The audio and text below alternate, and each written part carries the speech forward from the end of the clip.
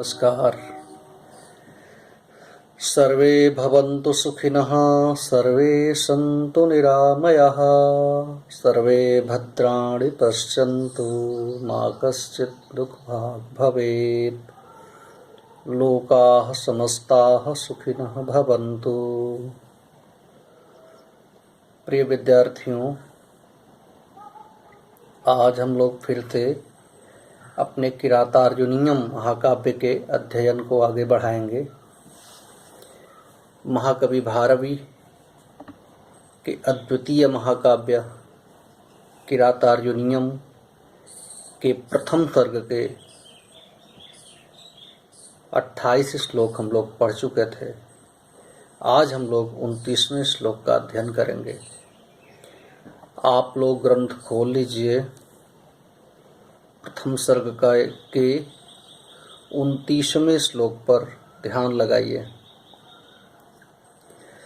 अखण्डमाखण्डलतुल्यधामभिश्चिरं धृता भूपतिभिः स्वंसजैः त्वयात्महस्तेन मही मतंगजेन स्रगिवापवर्जिता। प्रसंग यही है कि जब महाराज युधिष्ठिर ने वनिचर द्वारा कही गई समस्त बातों को, दुर्योधन से संबंधित समस्त वृत्तांत को अपने अनुजों सहित द्रौपदी के समक्ष जब बताया, तो द्रौपदी क्रोधित हो उठी और वो महाराज युधिष्ठिर के समक्ष न कहने योग्य वाणी भी बोलने लगी, न बोलने योग्य बात भी कहने लगी, तथा महाराज युधिष्ठिर के क्रोध को बढ़ाने वाली भाषा में उसने महाराज से तमाम ऐसी बातें कहीं जो सुनने में कटु थी। उसी से संबंधित यह श्लोक है और इसमें बहुत कड़े शब्दों में द्रौपदी अपनी आपत्ति महाराज युधिष्ठिर के समक्ष जाहिर कर रही है, दर्ज करवा रही है। तो देखिए शब्द, देखिए, अखंड माखंडल तुल्य धाम भी। इसमें दो शब्द हैं, अखंड, अखंडम और आखंडल तुल्य धाम भी। अखंड अलग करिए और आखंडल तुल्य धाम भी अलग करिए। आखंडल बोलते हैं इंद्र को, देवराज इंद्र को। तो आखंडल तुल्य धाम भी अर्थात इंद्र के समान तेजस्वी, आखंडल तुल्य इंद्र के समान, धाम भी तेजस्वी, स्ववंशजैः अपने वंश में उत्पन्न हुए। द्वितीय चरण का अंतिम शब्द है स्ववंशजैः अर्थात अपने वंश में उत्पन्न हुए। इंद्र के समान तेजस्वी, अपने अर्थात तुम्हारे युधिष्ठिर के वंश में उत्पन्न हुए। भूपति भी राजाओं के द्वारा, चिरम अर्थात चिरकाल तक, दीर्घ काल तक, अखंडम धृता महीम। अखंडम धृता अर्थात अविच्छिन्न रूप से, अखंड रूप से धारण की गई, महीम अर्थात पृथ्वी, धारण की गई पृथ्वी। अखंडम अखंड रूप से, धृता धारण की गई, मही पृथ्वी, त्वया तुम्हारे द्वारा अर्थात महाराज युधिष्ठिर के द्वारा, मदच्युता मदंगजेन स्रग इव आत्महस्तेन अपवर्जिता। मदच्युता अर्थात मदस्रावी, मद जल गिराने वाला, मदंगजेन हाथी के समान, मद जल गिराने वाले हाथी के समान। जैसे मद जल गिराने वाला हाथी होता है, तो स्रग इव अपने पुष्पमाला को आत्महस्तेन अपवर्जिता, अपने से ही जो गिरा दे रहा है। मद जल गिराने वाला मदस्रावी हाथी के समान अपने ही सूंड से अपनी पुष्पमाला जिस प्रकार से गिरा दे दिए जाती है, उसी प्रकार से हे राजन, तुम्हारे द्वारा तुमने अपने हाथों से ही अपनी पृथ्वी को खो दिया है, अपने राज्य को खो बैठे हो। किस प्रकार से अपने राज्य को खो बैठे हो? जिस प्रकार से मदजल को गिराने वाला मदस्रावी हाथी अपने ही सूंड के माध्यम से, अपने ही सूंड से अपने पुष्पमाला को जमीन पर गिरा देता है, उसी प्रकार से हे राजन, तुमने भी अपनी पृथ्वी को अपने हाथों से ही खो दिया है। और कैसा है तुम्हारा वंश? फिर से देखिए एक बार। आखंडल तुल्य धाम भी इंद्र के समान तेजस्वी, आखंडल तुल्य धाम भी इंद्र के समान तेजस्वी, अपने वंश में उत्पन्न हुए, स्ववंशजयी है, अपने वंश में उत्पन्न हुए, भूपत भी राजाओं के द्वारा चिरम चिरकाल तक अखंडम अखंड रूप से धृता धारण की गई मही पृथ्वी, त्वया तुम्हारे द्वारा मदच्युता मदंगजेन, मदस्त्रावी हाथी के समान, स्रगिव पुष्पमाला के समान, मदस्त्रावी हाथी जिस प्रकार से अपने सूंड से पुष्पमाला को गिरा देता है, उसी प्रकार आत्महस्तेन अपवर्जिता, अपने ही हाथ से खो दी गई है। क्या खो दी गई है? पृथ्वी खो दी गई है। किसके द्वारा खो दी गई है? महाराज युधिष्ठिर के द्वारा खो दी गई है। किस प्रकार से खो दी गई है? जिस प्रकार से मदस्रावी, मदजल गिराने वाला हाथी अपने सूंड से अपनी पुष्पमाला को गिरा देता है, उसी प्रकार महाराज युधिष्ठिर के द्वारा, उसी प्रकार तुम्हारे द्वारा ये जो तुम्हारी पृथ्वी है, तुम्हारा राज्य है, खो दिया गया है, गिरा दिया गया है। ऐसा द्रौपदी का युधिष्ठिर के प्रति कड़वा वचन है। फिर से एक बार देखिए। अखंड माखंडल तुल्य धाम भीश्चिरम धृता भूपतिभिः स्ववंशजैः, त्वयात्महस्तेन मही मदच्युता मदंगजेन स्रगिवापवर्जिता।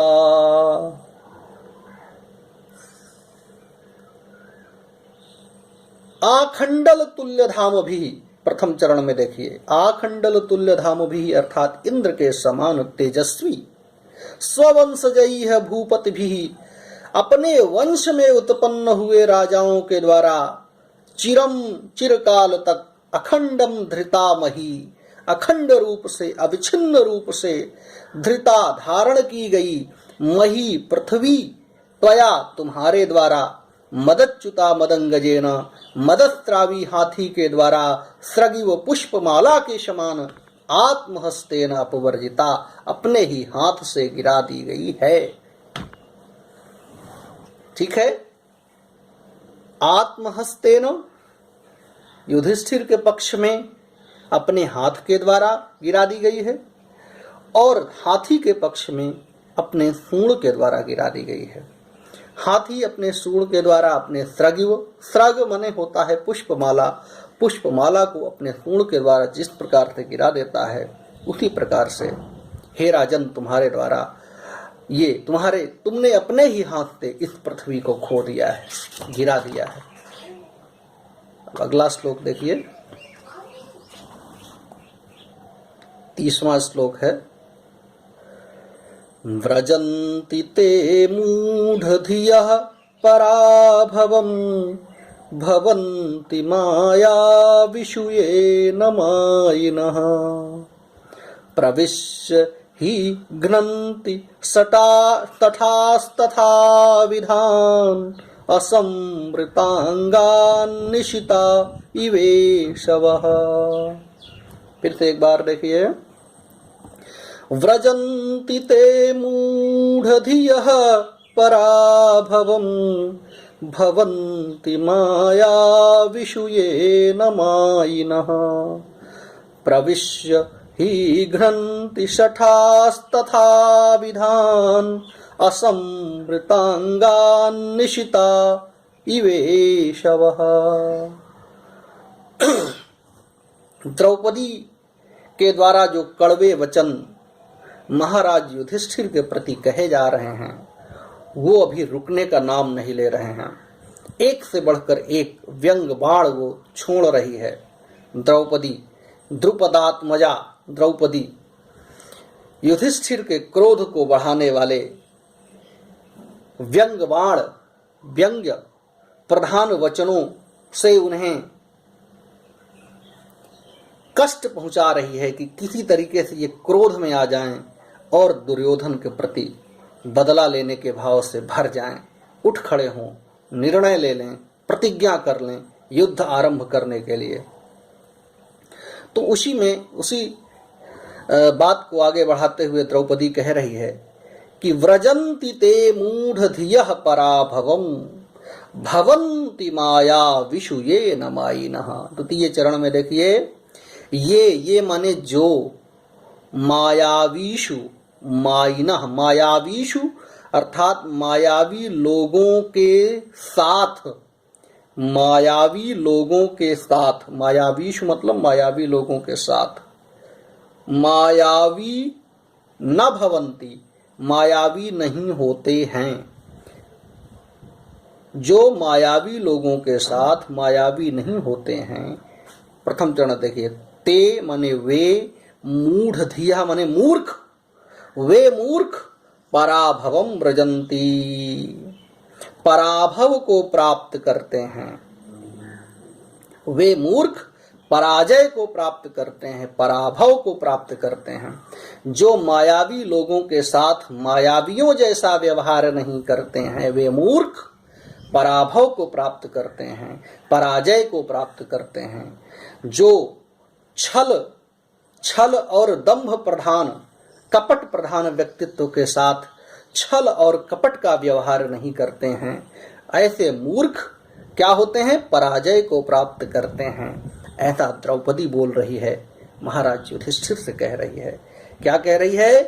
कि ये माने जो, द्वितीय चरण देखिए, ये जो मायावीषु अर्थात मायावी लोगों के साथ, छल पूर्वक आचरण करने वालों के साथ, मायावी अर्थात छल पूर्वक आचरण करने वाले न भवन्ति नहीं बनते हैं, ते वे मूढ़धिया मूर्ख पराभवम व्रजन्ति पराजय को प्राप्त करते हैं।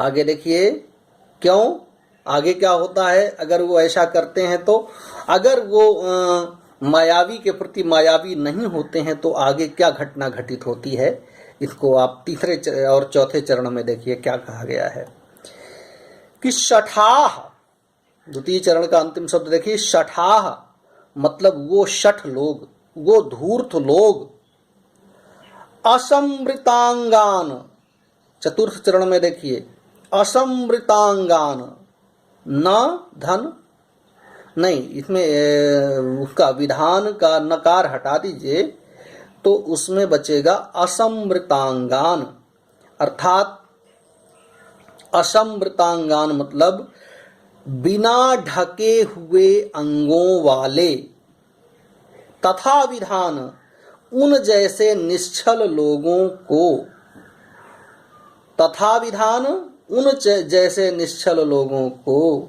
निशिता ईशवः इव अर्थात तीक्ष्ण बाणों के समान प्रवेश करके घ्नन्ति मार डालते हैं। कौन? वो 60 लोग बिना ढके हुए शरीर वाले उन लोगों को, कौन लोगों को? जो निश्चल लोग हैं, उन निश्चल लोगों को तीक्ष्ण बाणों के समान उनके शरीर के अंदर प्रवेश करके उनको मार डालते हैं, उनकी हत्या कर देते हैं। अगर मायावियों के साथ वे लोग मायावी जैसा व्यवहार नहीं करते हैं तो वो धूर्त, वो मायावी लोग उन निश्चल लोगों को तीक्ष्ण बाणों के समान उनके शरीर में प्रवेश करके उनको मार डालते हैं। ये कहना है द्रौपदी का महाराज युधिष्ठिर से। फिर से एक बार देखिए इसको कि व्रजन्ति ते मूढ़ धियः पराभवं भवन्ति माया विषुयेन मायिनः प्रविश्य हि घ्नन्ति शठास्तथा विधान असंवृतांगान् निशितः इवेशवः।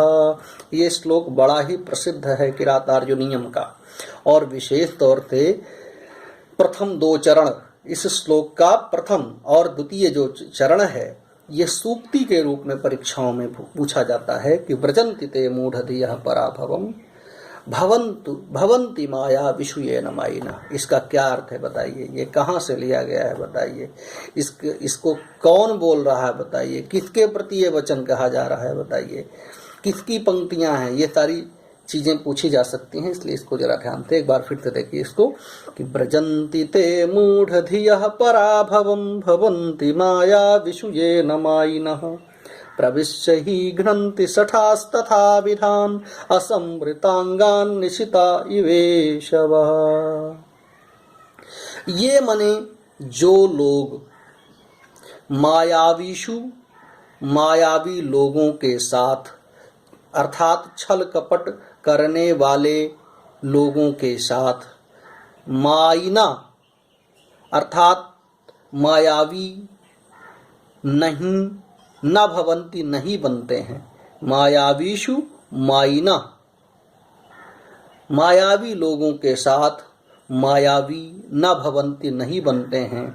ते मूढ़धियः पराभवं व्रजन्ति, वे मूर्ख पराभव को अर्थात पराजय को प्राप्त होते हैं।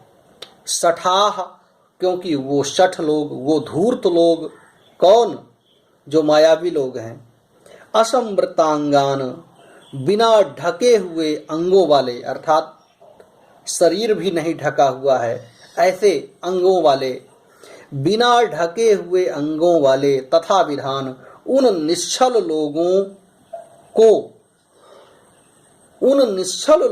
को निशिता इशवः इव, तीक्ष्ण बाणों के समान प्रवृश्य उनके शरीर के अंगों में घुसकर घ्नन्ति ही मार डालते हैं।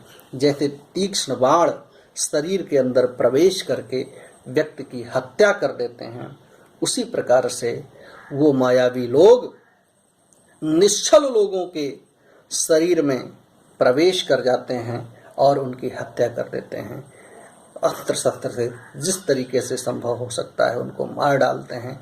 इसलिए हे राजा युधिष्ठिर, हे राजन, मायावियों के प्रति मायावी जैसा ही व्यवहार करिए, छल कपट करने वालों के प्रति छल कपट से युक्त आचरण ही करिए, अन्यथा आप मूर्ख कहलाएंगे। क्योंकि प्रथम चरण में ही कह दिया व्रजन्ति ते मूढ़धियः पराभवम्, वो मूर्ख हैं। तो कहीं न कहीं परोक्ष रूप से महाराज युधिष्ठिर को मूर्ख उसने कहा द्रौपदी ने, और आगे डरवाया भी कि अगर आप वैसा आचरण नहीं करते हैं तो बिना ढके हुए शरीर के अंगों वाले उन छल कपट से रहित व्यक्तियों को वो मायावी लोग वैसे ही मार डालेंगे जिस प्रकार से तीक्ष्ण बाण शरीर में घुसकर व्यक्ति की हत्या कर देते हैं। इसलिए हे राजन, आप उन लोगों के प्रति उनके जैसा ही व्यवहार करिए, ऐसा द्रौपदी महाराज युधिष्ठिर से कह रही है। ठीक है, ये श्लोक पूरा हुआ। 30वां श्लोक इस श्लोक में अर्थांतरन्यास अलंकार है। किसी विशेष कथन से समर्थन किया जा रहा है किसी विशेष चीज का, इसलिए अर्थांतरन्यास अलंकार है। प्रसाद गुण है और वैदर्भी रीति है, वंशस्थ छंद है इसमें। और युधिष्ठिर से द्रौपदी का वचन है। ठीक है, धन्यवाद। फिर हम शेष कल पढ़ेंगे। 31वां और 32वां श्लोक फिर से कल अध्ययन होगा। धन्यवाद।